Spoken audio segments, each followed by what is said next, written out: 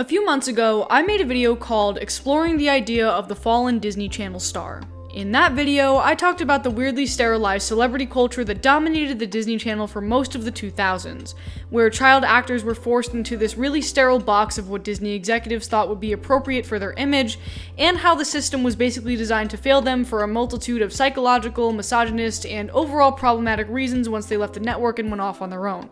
And at the end of that video, I talked about how that teen heartthrob and America's Sweetheart Vice grip was starting to actively work against Disney toward the end of its overstayed tenure, because the internet has rapidly exposed younger audiences to more mature content at a faster rate, and has made it borderline impossible for them to tolerate even the slightest bit of inauthenticity. Gone are the days of Gaucho Pants, Limited 2, and Bobby Jack. It is just not that easy to pander to the tweens anymore. So when I first heard about High School Musical, the series, yes, that's really the name, you could imagine my skepticism. And then came Olivia Rodrigo.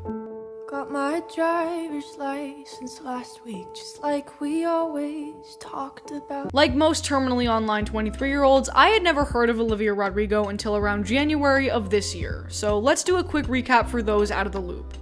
Olivia got her start on the Disney Channel, landing a role in the series Bizaardvark, and I'm not even going to pretend like I know what that is. From there, she went on to star in the aforementioned and atrociously titled High School Musical spin-off on Disney+, and from what I can gather, it's a standalone mockumentary series that used the High School Musical IP as a cheeky reference and framing device for the rest of the show. And during her time on that show, she formed a relationship with co-star Joshua Bassett, and for reasons that are unimportant, the budding romance all went to shit as most first love situations typically do. But what is important is the single that came afterwards. It is an understatement to say that this thing hit like a ton of bricks. This song was the equivalent of throwing a Molotov cocktail at a baby gate. This shit was everywhere, seemingly overnight, and you could attribute the initially piqued interest to a couple of things. People who liked the show, people who liked Olivia and Josh, and even people who were just following the subsequent breakup drama.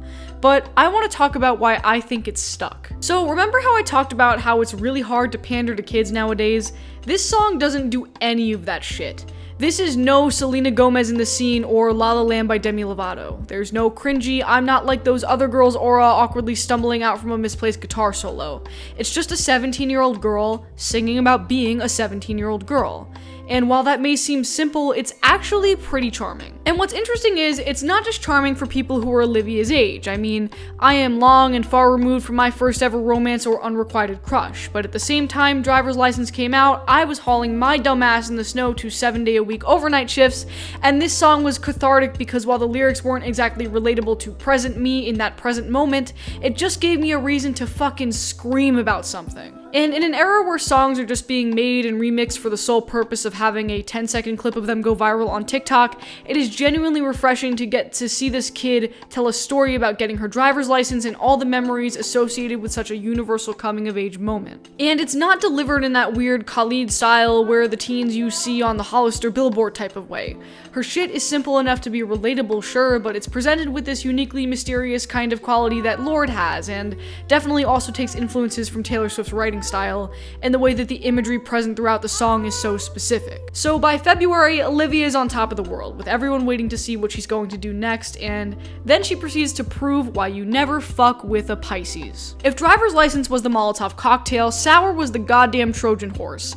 I'm not going to do a song-by-song breakdown here, you know where to go for that, but the cultural impact of the album in the last few weeks is something that I don't even think we have an apt comparison for, because the way people have been talking about it is super unique. I'm sure you've seen the tweets by now. If Olivia Rodrigo had been around when I was in high school, I would have punched my science teacher in the face and then fucked the English teacher. Or, if Olivia Rodrigo had released Sour 10 years ago, I would have been escorted out of the varsity football game for committing a heinous act of bioterrorism on the away team's bleachers.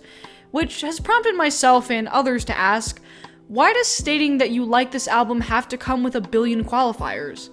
Isn't it enough to just state that you like the thing because of the way it makes you feel right now? Sour is an album entirely about youth. Beyond being about a breakup, it's about coming to terms with things that are entirely new experiences to you and how they'll shape you as a person going forward.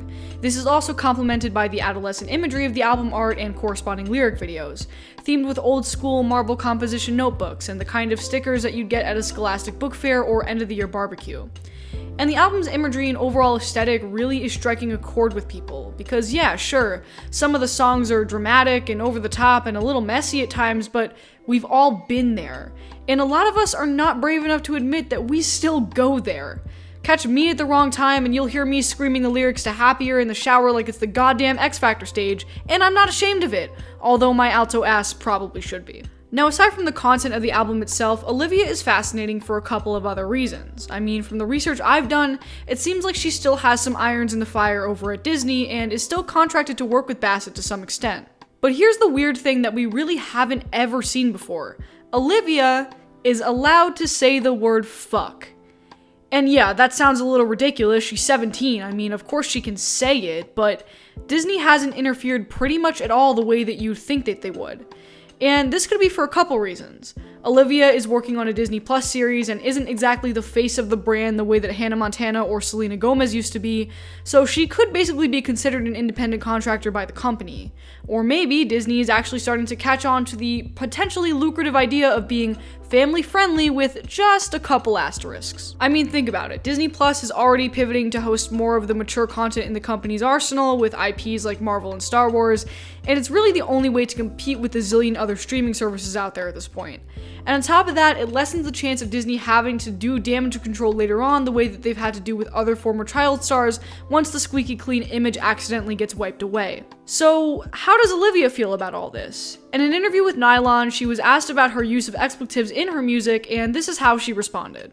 It's cool that people might think that, but I'm just making music that I love and that I feel passionate about. It's who I am. I have a dirty mouth. It was what felt natural and good to me, and people resonate with that. If I am ushering in a new generation of pop stars that aren't afraid to speak their mind, that's so cool. I'm just doing my thing though. And when asked about the outside pressure to develop a brand in another interview with Elle, she said, "Whether it's my fashion or my songs or my social media, I want to just be like, yo, this is me. And sometimes I'm weird as fuck and sometimes I'm polished and put together. That's the antithesis of a brand." Now, I highly doubt that Olivia Rodrigo is the patron saint of sticking it to the record label. I'm sure there were many boardroom meetings about how to present her debut project to the world. Hell, there's still theories that she herself is just another successful industry plant.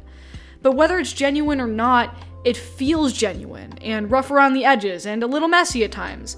But she doesn't need her pivotal moment of growth right now. Sometimes it's just satisfying to wallow in your feelings and thrash around to something just because it makes you feel good or bad or just feel something in general. And that's pretty punk if you ask me. And honestly, not being able to parallel park and then admitting it on your debut album, that is definitely pretty punk.